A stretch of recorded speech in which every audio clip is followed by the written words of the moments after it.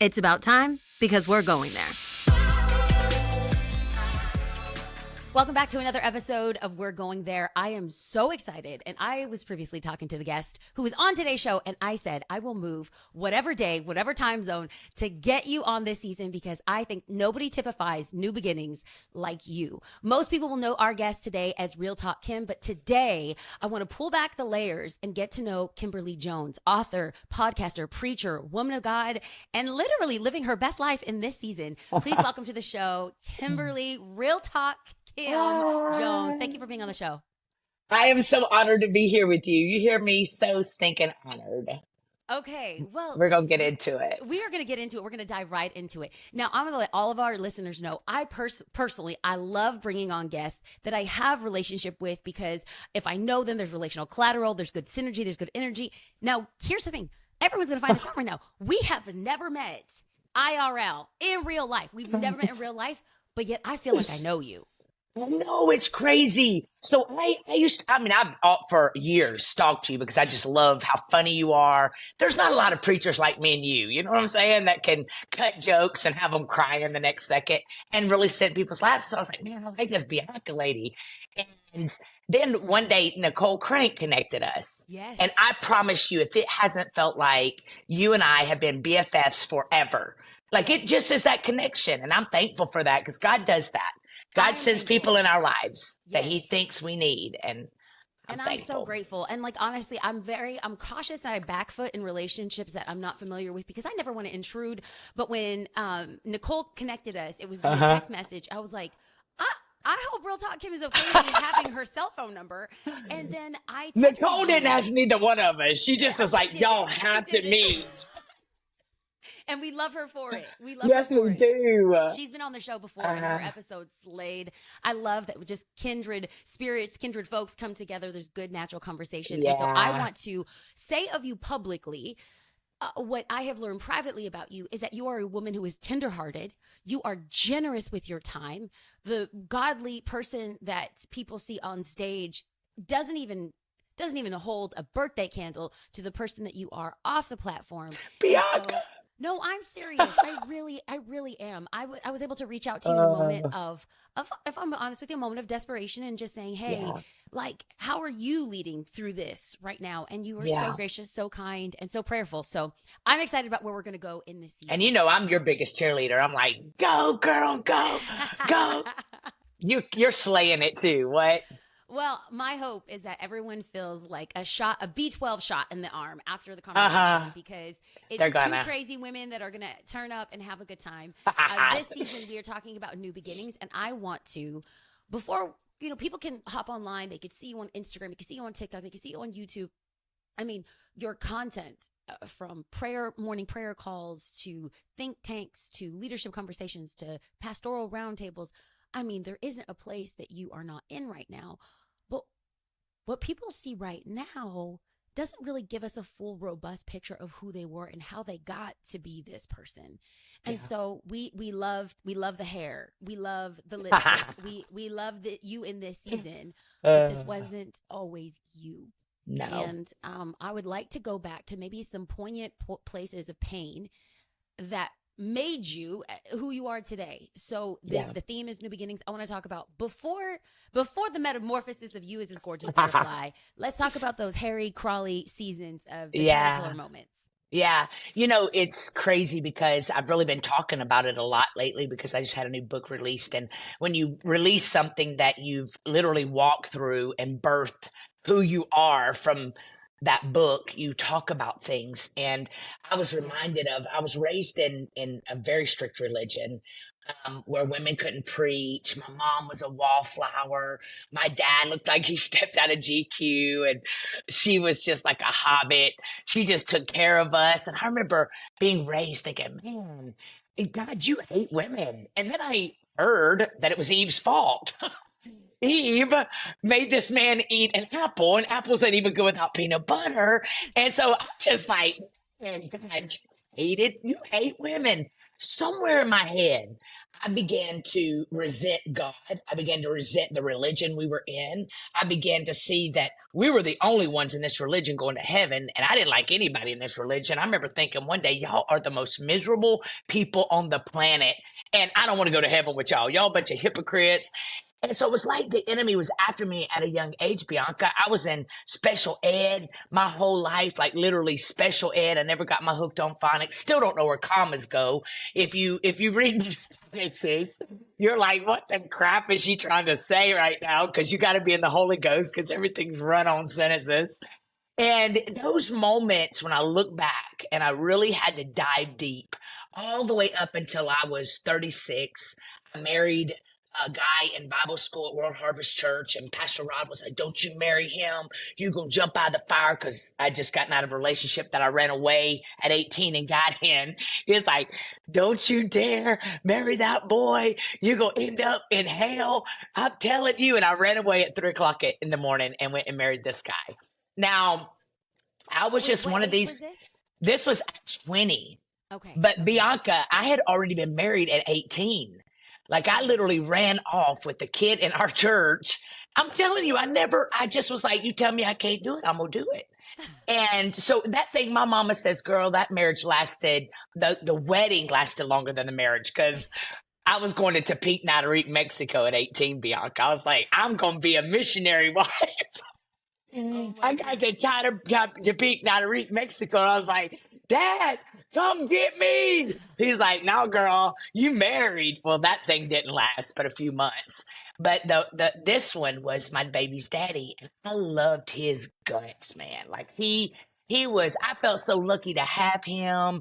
I mean, we had 2 beautiful kids. We were married for 18 years, but all of the baggage that I got from my young years carried on into that relationship. And I was so determined not to become my mom, Bianca, that I told him for 18 years, I don't need no man. I woke up one day and didn't have one. I was like, what? You don't need no man. Well, the fact was, we had left God. Sin took us further than we wanted to go, cost us more than we wanted to pay, kept us. And I ended up back with my mom and dad at 36 years old with my 2 sons, Lincoln and Morgan. I had sang on some of the biggest platforms in the world. Never dreamed in a million years that God was going to use me to preach, ever. That was not even on my radar, because women couldn't preach. And so here I am back at my mom and dad's, angry at the world, couldn't buy cheese with my credit, people talking about me.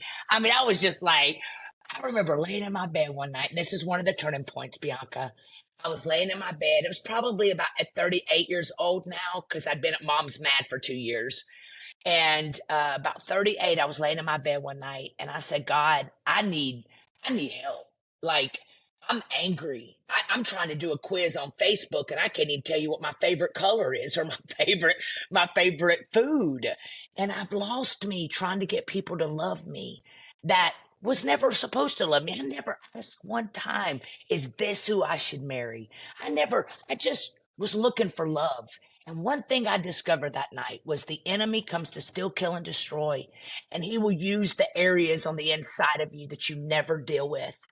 And I laid in that bed that night and I said, God, take this pain away from me. And I heard Bianca, God say to me, I can't take this pain away. You got to get up and walk away from it. Girl, it took me probably another 2 years of just unlayering junk. I'm working at Bloomingdale's. I turned 40 years old.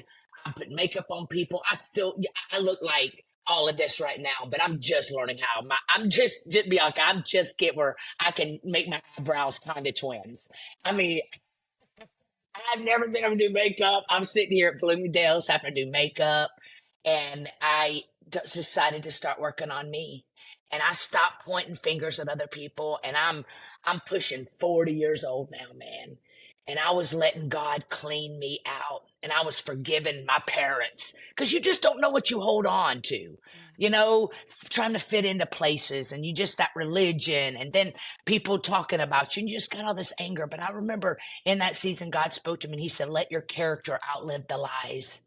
Let your fruit speak for you. And it's been now, I'm just turned 51 years old. That's And right. it's been 10 years of literally I'm finding me and I'm loving Kim. Yeah. And you don't got to wait until you get it all together, y'all. You just start right now. Start where you are. Start in your mess. Start in the middle of your mess. Just don't stay there putting a band aid on your life. Get up. If you don't like your life, change it. And stop allowing other people to validate you who aren't even valid in your life. And that's what I did. And that's what I'm continuing to do. And I'm living my best life, man. I love this. And so this is really where I want to jump into. So finding you after losing you. Yeah. I think there's so many people right now. I'm talking to so many people in church, in culture, online that are like, I don't even know who I am anymore. I feel like I've lost myself. And Yeah. even those that are in happy relationships, they feel like they've lost themselves, or maybe they're in Yeah. the season of motherhood, they feel like they've lost themselves, or they are in a new job and they feel like they've lost themselves. And so we can say, you know, don't rely on others to validate you who aren't even validating your But we life. do. But we do. And so for you, you said something key I want to go back to. You said that you started to pull back the layers. Yeah. And so what was your step into kind of like this waking up in your parents' house, waking up in this random job, doing something that you're not even skilled to do, and saying, okay, this isn't me. How did you find you after losing yourself in the identity of others and the dreams of others, or even just in the desire of others? Yeah. I really had become other people's expectations. You know, in this religion, we were raised to you get married, have kids. That's what you do. And I fell in that gap.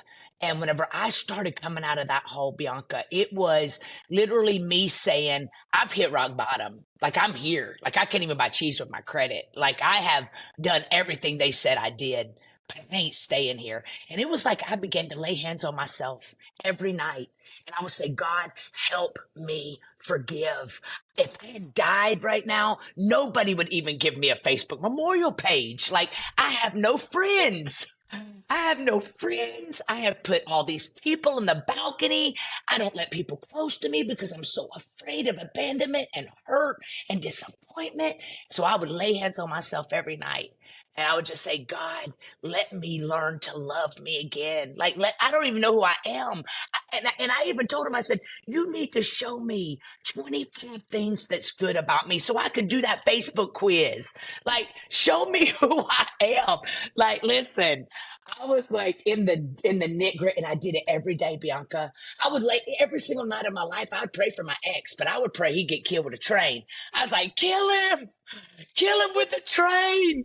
Because I knew if a train killed him, Benny Hill couldn't bring him back to life. And God was like, you do know you got to forgive, girl, because you are ratchet. I need you to be righteous. That's how I did it. I just started praying over myself. And I said, God, I know one thing about you.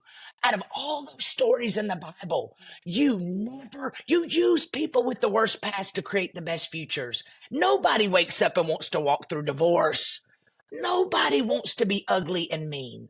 Hurt people. But God, you're going to heal me. And when you heal me, I'm going to reach back down and pull every single person I can out of hell. So chop, chop, let's do it. And girl, I started feeling God forgiven. And he put that forgiveness in my heart. I wasn't praying God kill him anymore. I was just like, God, don't kill him, just hurt him. And then I got completely delivered and I started looking different. I literally started like, God, I put in the work. Bianca, I read books. As I would get on people's Zooms, I never knew I was even in the room. I literally got people in my life that were where I wanted to be, that I still had met some of them, but they were people in my life that God had sent as voices. Absolutely. That spoke to me. And so I just put in the work and I was like, I ain't staying here. I ain't staying on welfare. I ain't staying at my mama's house. I'm going to buy my house. I never dreamed still he was going to let me preach, that I was doing the work. And okay, so this is what I'm hearing. This is what I'm hearing for somebody that is on a treadmill, or they're stuck in traffic, or they're in their cubicle, they're listening to this. Like a pivot point for you, a metamorphosis, you going into this proverbial cocoon moment. She's in her cocoon era. She's in her comfort era. But it started off with my mohawk. And your mohawk, which by the way, I love the hair now, but I do miss your short hair. You could rock a I short hair know. look. I miss it sometimes too. I'm I'm telling you. serious. It looked good. Not everyone can wear that short haircut, but you Uh-huh. did. You rocked it. Yeah. But this is what I heard, that you allowed yourself to feel the feelings of anger, resentment, frustration, Yeah. sadness. But then you stepped into a season of forgiveness. And then from a season of forgiveness to a sense of discovering who you are by asking God to reveal who you are. So there's a Yeah. supernatural download, God revealed who I am, loving yourself, and then finally educating yourself, whether it was Yeah. reading books or getting into Zooms or building relational collateral with people. Like, this is very practical. Like, you're very narrative in how you're talking, but I'm listening to you and I'm pulling out these points for someone who's out there that just feels like you. They're in this dead end job. They're living where they don't Yeah. want to live. They feel betrayed. Listen, it They're starts old. with, You feel old. You know what I'm listen, saying? Because the enemy will start telling you, you're 40, girl. You're yes. through.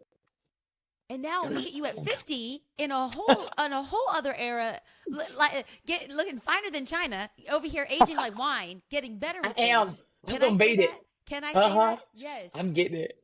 Okay. So there's this rediscovery of who you are. There is this Yeah. awakening to God gifts. And this is where I Yeah. want to step into, because I think that sometimes people come to what feels like a funeral, what feels like a death, without realizing that we serve a resurrected Savior who wants to resurrect calling and potential and purpose. Come So you on. go through this death of a marriage, this death of a dream, death of hope. You're living at home. You can't afford to buy cheese. Boop, boop, boop. and then you go through this healing journey, but then you're Yeah. stepping into something. So this death has led to a rebirth.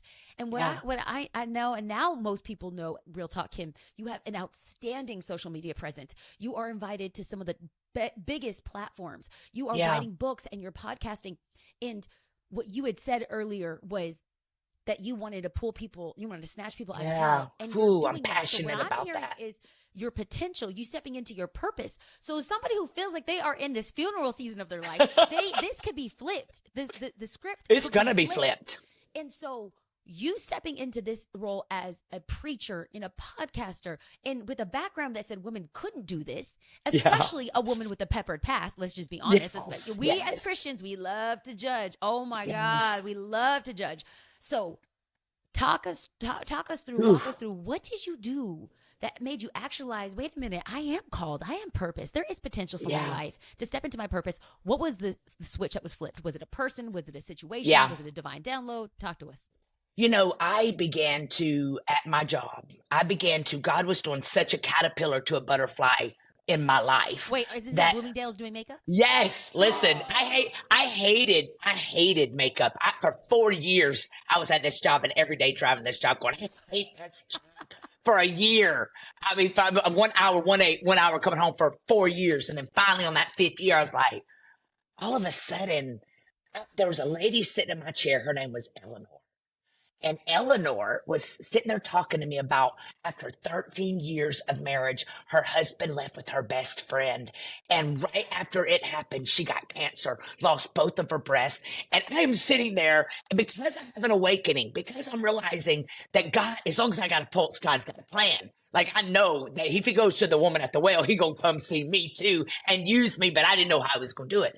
So I'm talking to Eleanor, and I'm telling Eleanor, man, I'm just pouring out my life, my heart to her. I didn't no more put no makeup on her, because then I didn't know how to do makeup. I was just brushing her with empty brushes. Girl, you're so beautiful. You don't even need no makeup, just a little bit of bronzer. But she started to cry. And she said, I don't know what I feel right now. I don't know what's happening right now. She says, but thank you. And she got and bought a lip gloss. The Friday after that, 5 days later, she comes walking back in my store looking like a totally different human being. And she comes up and I say, Eleanor, you can't bring that lip gloss back because I'm killing it over here with lip glosses. I got a whole, the Estee Lauder's looking at me right now because everybody was taking lipstick and that was it, lip gloss. And she goes, no, Kim, I don't want to bring it back. She said, I have gone to a therapist for the last 13 years, and something that you did last Friday in that chair, I don't even know, or last Monday in that chair, I don't even know what you did, but I got up and I've taken my life back. I feel like I've never felt my life. I opened my blinds. She said, and I'm just going to come sit back in your chair every week. And I thought, oh, dear God, at that moment, I realized that what I was going through wasn't even for me, Bianca. that God knew before I ever was even a thought in my mother's womb that I was going to finally get it together, man. I was still going to have some pitfalls, but I was going to get it together. I was going to have some oil on my life called authenticity. It was going to be a place of me not being embarrassed to talk about what I walked through, and that I would reach down to the broken and pull them up. And man, when I tell you something happened to me that moment, it was like God showed me, Kimberly, your best is just beginning. And I said that day, if I got to stay right here, girl, they started elevating me in Bloomingdale's. And all of a sudden they gave me an office. I was in the office as the whole cosmetic assistant to the boss. So they give me an office. Wait a minute. Hold on. We all have to hear this. The woman who didn't know how to apply makeup got elevated. Yes. With an office at Bloomingdale's, not Target, not CVS, not at Target, at Bloomingdale's. No, at Bloomingdale's. Okay, yeah. I just needed because I was going to practice laying hands on people, but I needed an office to do it. This is hilarious. Okay, so you get elevated and doors are opening up in the secular space. Yeah. Okay, and then what happens next? So I am literally sitting on the side of the road and I broke down, I call it my Bentley. It looked like a Bentley, but it was a 300 Chrysler. This thing, Bianca, this thing would be overheating every day because I lost my Mercedes in that divorce. I lost my $500,000 house in that divorce. And I'm sitting on the side of the road in this gold 300 Chrysler with smoke coming out of my car. And by this time, I'm doing videos because every time it would overheat in the Atlanta traffic, I'd have to sit on the side of the road and I'd always pull out my phone. I'd be like, are you sitting on the side of the road in your empty, your hot car overheating and you feel like God forgotten about you? Oh, you want to give up, but you ain't giving up. You gonna get up. You gonna get, and them things were going viral, Bianca. Stop. I didn't know that part of the story. That's how it was literally, and this is for somebody watching today. You having to move back in with your mama. You driving a car that's overheating every day. You getting a divorce. Yo, this is all part of God's plan or it wouldn't be happening. So though you might have caused the storm, God's going to use it to get you to that place that you need to be if you just keep moving. So those videos went viral, Bianca, and I got to move in that office. And man, it was like those people started watching this girl that was hood. I'd be drinking with everybody and nay-naying and not praying. And all of a sudden, Bianca, I was getting delivered, man. And I was walking through there just praying over people. And it was like I got so saved in that broke down season of my life because I got sick of being down. I got sick of listening to what other people said about me. And I started going to the man. I stopped taking it to the phone and took it to the throne. And I began to believe God for my miracle, believe God that he was going to use me. Man, those people be coming to my office. I'd be like, shut that door. And I'd be like, you know, the devil was so mad. He was like, man, this white woman, like, I should have taken her out when I could have. And that's exactly what I've done. And I've been climbing ever since, Bianca. I won't quit. No. First of all, girl, I love that about you. I think that's why we connect because grit don't quit. It's the grittiest people that God will use to accomplish big things. Not because we're the most talented or the most favored or the most anointed. We just refuse to quit. We're just still going to be here. Yes. Because you know what, Bianca? The thieves don't rob empty vaults. Like the devil's not fighting you because you're weak. He's fighting you because you're strong. Like there's something in you that he wants you to not get to. So that should make you go even harder. Like just pull your big old thick thigh and just keep going. Okay. So in this season of your life, God has continued to open up many doors. And I actually, this was in your 40s. These doors started opening. Yeah. Now, as you enter into this new decade, I always tell people, give God a decade. Just see what God can do in your life in one decade. And so here we are a decade later. What is something that in this season of your life that feels almost like a death or a loss, but now you are beginning anew. You are beginning again. There's this new beginning that is birthed in. What is the new iteration, the 5.0 version of you in this season? You know, I am completely who God created me to be in this season. Like I I Mm. found my soft girl air. I love it. I'm pastoring. I'm not a micromanager anymore. I just trust God, trust my staff. I just love the place I'm at. I've fallen in love after all these years. I've got a sweet man that God has brought into my life, and I'm just enjoying dating. I'm enjoying all these fun things that I'm getting to do in my life that I never allowed myself to do because I was so addicted to ambition. And now I'm just free, man. Now I'm just, God, you're writing this song and I'm dancing along and showing everybody out there that it doesn't matter how old you are. It doesn't matter what background of a family you came from. God knows your name and he is just waiting to let you be the generational curse breaker in your family. And now I'm getting to watch my whole family get to enjoy this whole journey. They work with me and my kids are in ministry with me. Oh, what a Um, dream. This is a Yes. dream. Okay, Yes. so I have to reverse this for a second. So you grew Yeah, up in a denomination, you grew up in a religion that was, I don't want to say anti-woman, but they were. okay, all right. You said it, not me. Praise God. And we're not gonna say the name, we're not They gonna say the church, were. we're not gonna No, say no, no, no, anything no. like that. But like, what was the switch that flipped in your mind that you went from women can't to I'm gonna do it? Well, I saw it whenever I was 7. Like my dad would tell the story of me with all my baby dolls and I'd line them up and he said, I'd be listening to you with my heart breaking. My daddy won't let me preach, but I'll at least be a worship pastor. So You it's said this as a always, child? yes, at 7. I was telling my baby dolls, Bianca, like, my daddy Oh, won't let me preach. I know I'm called to preach, but my daddy won't let me preach because women can't preach. So I guess I'll be a worship leader. wow. So I Okay. felt it. I felt it. I felt called. I felt that leadership ability. Girl, I was taking stealing suckers. I wasn't stealing because they were free at Shoney's. But you know how as preachers, the preachers always go eat after church, so my parents would take us to Shoney's. I'd be stuffing my bag with them suckers and go to school and selling them for 25 cents. So I've always been a leader. I've always been an entrepreneur. And so I guess what it was the Eleanors, and the cool thing about it is I never thought that I would be pastoring. But the coolest thing about it is my father, before he died 3 years ago, got to watch me pastoring. And Bianca, he was so proud of me. I remember I was preaching at Jensen Franklin's one Sunday and he had gotten dementia. So he was kind of becoming a little boy, at this point. And I remember he stood up and said, "That's my girl."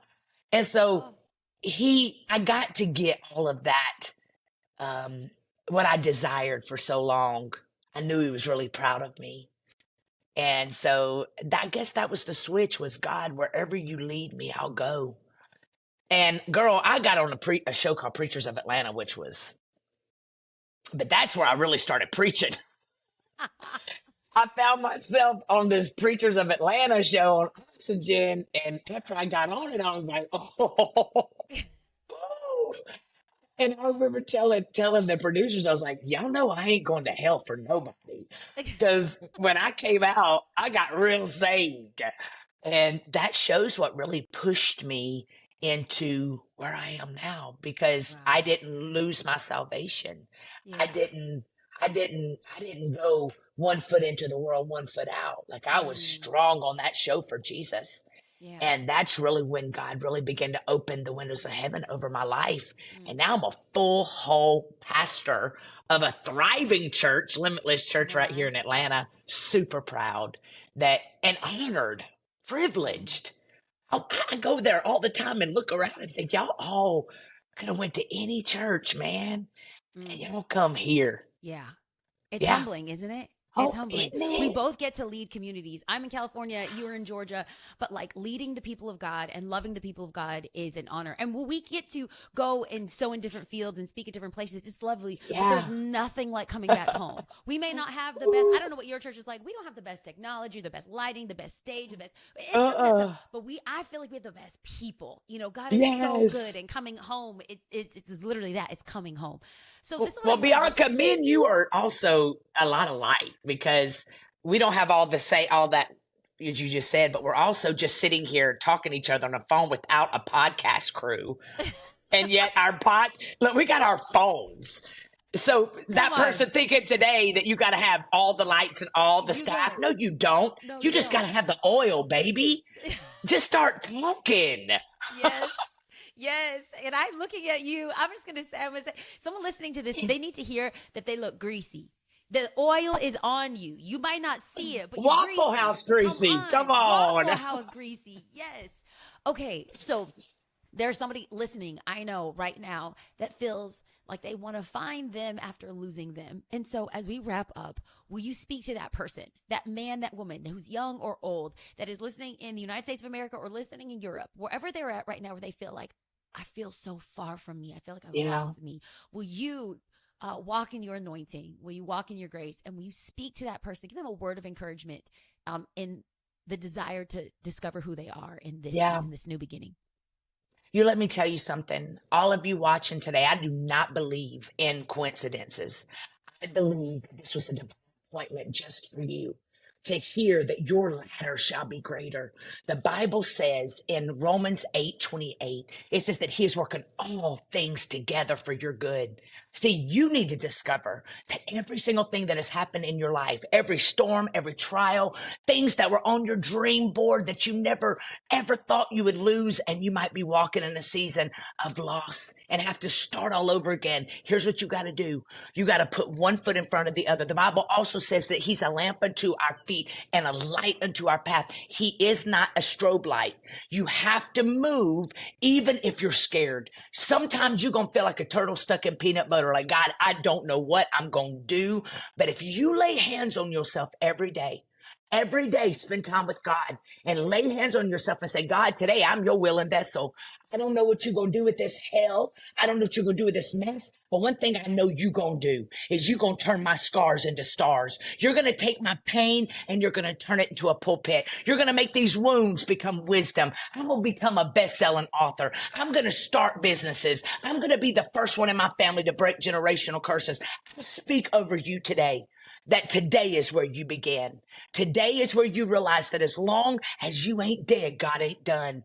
Let go of the past. Begin to lay hands on yourself every day and say, Lord, clean my heart.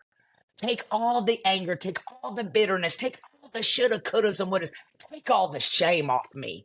Come on, that's a big one. You got to take the shame. Let God take the shame off of you. And then pray for God to get you free from what people think about you. Lay hands on yourself. Give yourself a healing line and just say, God, help me have a muffle over my ears and a spiritual eyeglasses where I'm not stuck on what people think about me. I don't need people's approval. I'm going to stay focused and I'm going to give the devil a black eye every single day because I'm going to get up. My kids shall call me blessed. I will start walking around saying I would die for my kids. Instead, I'm going to live. I speak that over you today. We come into agreement with you today. One will put 1,000 to flight. Two will put 10,000. We're speaking life over you. And God is going to bring you out of this place. And you're going to go from that beautiful caterpillar into the most glorious butterfly. And you ain't going to be taupe and khaki, baby. You're going to be pink, yellow, magenta, lime green. And you're going to walk into rooms and change atmospheres because of the hell that you walked through. And that hell made you come out on fire. It ain't over. You just got to get up and move your big old thick thigh. Just move it. But don't you stay where you are. Stop thinking about all that's behind you. Stop trying to figure out what you could have done differently. Nothing. Just get up and go forward because nothing behind you is greater than all the goodness that God's going to bring in your life because you're still here. So get up today. Listen. There is Yeah. no better way to wrap up today's show then with that word of encouragement. There is somebody who's listening that got a shot in the arm of B12. I stand and I call you blessed. I stand and say that you're anointed. I stand in gratitude for who you are. Thank you for pouring into this community. Real talk, Kimberly Jones. I loved it. Looking fresh to death. You're gorgeous. From the top Bianca, of your you're head so gorgeous. to the point of your beautiful high-heeled shoes. Come on. We appreciate you today. I say thank you for your time. Thank but you. more importantly, thank you for living the life that is not only inspiring, but encouraging and educational for those that need a new way to get back up. So for more information, how can people stay connected, follow you, find you, and love you online? I am all over every social media platform as Real Talk Kim. And I got a great store with clothes. Man, I got books. I got all kinds of stuff at realtalkkim.com. And if you're ever in Atlanta, I pastor Limitless Church in Fayetteville, Georgia, right across from Whitewater High School. And we would love to love on you. That's how you stay in touch with me. I love it. Thank you for being on the show. Thank you for your time. We appreciate you, and I cannot wait to visit you.